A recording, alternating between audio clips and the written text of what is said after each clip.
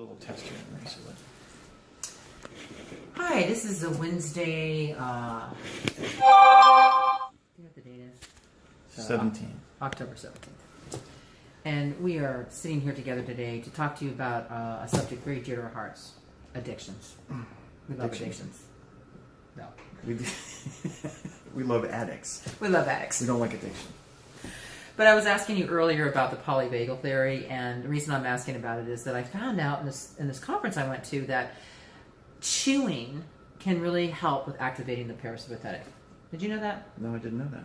Yeah, because apparently the striated muscles where the cranial nerve comes down the throat gets vibrating and activating, and it's actually the feature that we have before we have to eat food. So we need to be in parasympathetic when we're calm. Breastfeeding, that same movement. Yes, and so I was thinking about it a lot today because I tend to like to have gum in my mouth all the time. So just wanted to share that. You chew gum all the time. I seem to because I think I'm trying to stay. Know that. I'm trying to stay in parasympathetic all the time. I think it's part of my way of self-soothing. So I have wondered if that's an addiction. Do you think gum chewing can be an addiction ever? Well, maybe that's part of that oral fixation thing. Could be. You know, because of that, I didn't think of that. Yeah, because you're trying to self-soothe, so you're chewing, and this brain longevity conference was saying how that is why a lot of people, have eating issues because they're trying to calm down. And I've actually had people ask me, Heather, who do you want to bite? But that really wasn't that funny. Stop biting people. Stop biting people. Wow. So the chewing part of it causes that activation of the parasympathetic system. So the act of eating, Because they were saying, and the other interesting thing, because I'm a yoga therapist, is that when you're exhaling or when you're in an inhale, they actually had you in this conference draw your belly in and up. And so I had to ask that question: why are we doing that? And they said because the vagus nerve is in this area and it stretches the striated muscles of the vagus nerve so that when you draw it up and you take that exhale, it actually sends this, it elevates the blood pressure and then it sends the blood pressure back down. It was a really complicated kind of explanation, but I actually felt it when we did it. Well, those the three vagus nerve, evolutionary vagus nerve bundles that go down into the intestinal tract area.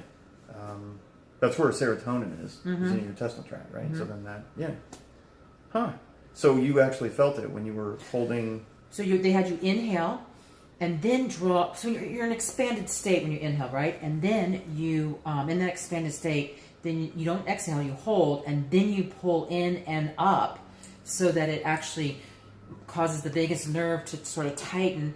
And then when you exhale, it actually pulsates up into and elevates the blood pressure for a moment and then reduces it down extreme. So it creates this sort of resiliency and keeps you in the window of tolerance. So it keeps you in this. So we're always trying to find a way to live in this window of tolerance with our emotions, right? The steady state. So this helps create the resiliency so that you're able to actually empower yourself, that you can actually send yourself up and down, but you can actually keep that resiliency staying in that window of tolerance rather than way up and way down. And so, but what's being affected is the mood. Yes. Your mood. So your affect changes with that drop. Yes. So you're trying to keep it in a more steady state. Yes. Which as addicts, we don't do. No, we don't know how to do that. No. We know how to like excitation or depression, but steady state now. Addicted to trauma and drama. Right. That's our story. Kick back into stinking thinking. Yeah. Good. Yeah. Wow, I did not know that. Yeah. And so then so do you do it through? So it's through breathing and then kind of a Valsalva type, drawing in and then pressure and then release. Yes. To do what? Like when you're in that excited state, or? So this was actually, they were teaching us it's a kind of a Kriya, but they had you have your arms up in the air like this as you inhale. You pause, and then you draw the stomach in, and then you, and just doing that, there's sort of this energy that I can feel it sort of beating inside my ears, and then it sort of just resolves it back down, and you go into a more of a parasympathetic state, I guess. Is what it was really interesting. Those little tools, those little techniques that people like, they're not real good about engaging in when they feel bad. They just feel bad.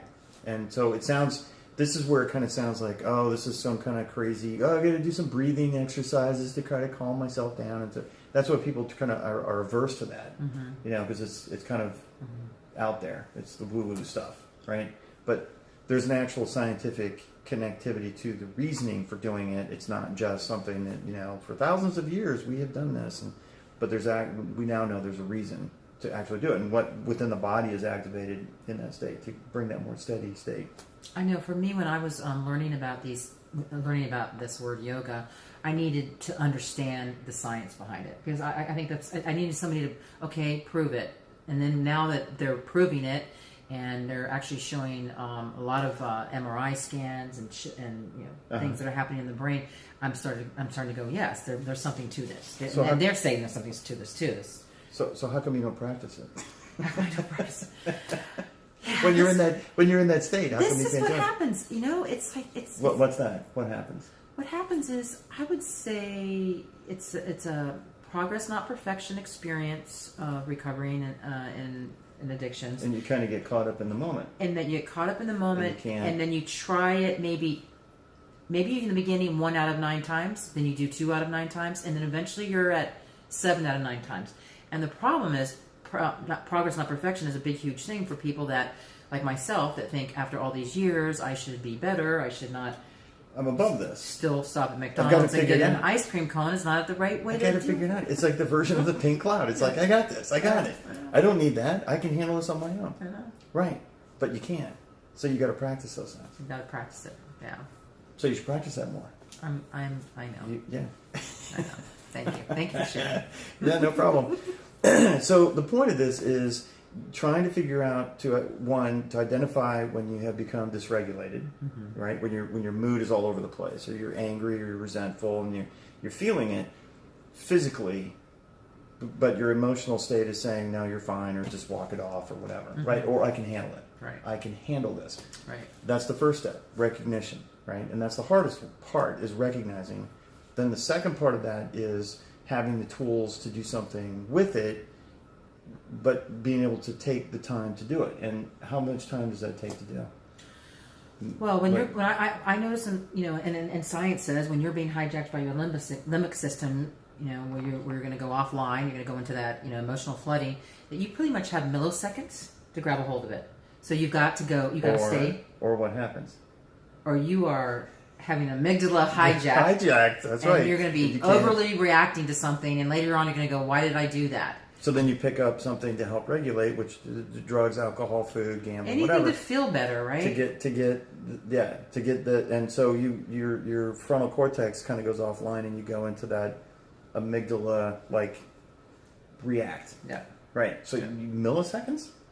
I saw that in a journal thing, milliseconds. So you've got to get it quick. Yeah. You've almost have to you have to live consciously and be aware every moment of your life. That's basically what you have to do. You do. It's a lot of work too, you know. And if you're not, then you can't. I saw a saying one time. It said, "Being conscious is a full-time job." I like that. I like that. Yeah, it was really being good. Being conscious is a full-time job. So having the tool, recognition, having the tool, and then employing the usage of it is, and if you can't do that and you get to do it in short order, you're going to find yourself, if you're an addict, engaging in your drug of choice. I'm going down the rabbit hole, and there we are again. Right. Once again, but the thing is to have gentleness and actually celebrate the times when you do catch it in time, which is happening more and more. Right. As you go along in life. Well, when you're not in recovery, you're just in constant react mode. Yes. Right? Because you've got all the crap that's been from the previous thing from 5 days ago or 5 weeks ago or 5 hours ago or 5 minutes ago, just piles on and piles on. But when you get more into recovery, you have more of the recognition. Like I woke up today and I feel bad. And so it's saying, oh, I know I feel bad. So then you're going to go through the day being kind of vigilant to understanding that you feel bad. Maybe this is the time when you need to take some time to do something about it, or, at some later point today. But the recognition part of it. And what's so wonderful about having a tool bag. You can actually, especially in the yoga world, you can actually use the tools of yoga starting your day, using the tools of breath work starting your day to help move, the too woo woo. Yeah, no. The energy around. No, it's not. It's not too woo woo. But yes, so that's why the yoga is a practice. It's a practice that they want you to do every day, so you can have that awareness. But it doesn't mean you have to get the mat out and lay on the mat. Does and not do all the at stuff. all. You can do the breathing or just like Oh a my posture gosh. This is- in that moment. You don't have to. You bring up a really good point, and this is what I try to mat? teach people. The mat. Let go of the mat. Don't Don't do. You don't even have go to the mat. No. Just sit there for a moment. Feel your feet on the floor. Just sit for a moment. Take a breath in. I mean, you can do it anywhere, anytime. You can use the wall and just kind of stretch a moment. You don't have to get in the car and get your mat and change your clothes and go down to the studio and then. These are the kind of things we want to share with you. So please tune in to us because we're going to be sharing things that you have accessibility to, easy, right there at your fingertips.